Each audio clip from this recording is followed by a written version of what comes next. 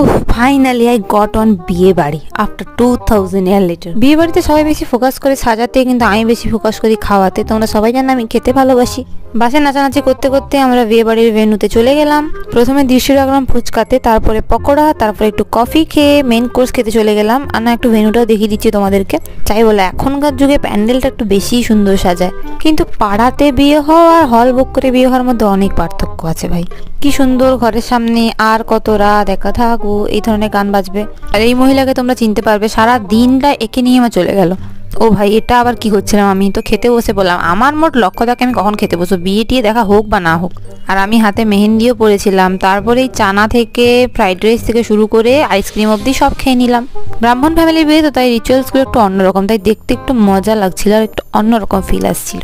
আমরা খুব একটা বেশি ছবি তুলিনি, ওই খাওয়া আর বিয়ে দেখতেই সময় চলে গেল। তো ফাইনালি এতে নতুন জীবন শুরু হোক সবাই।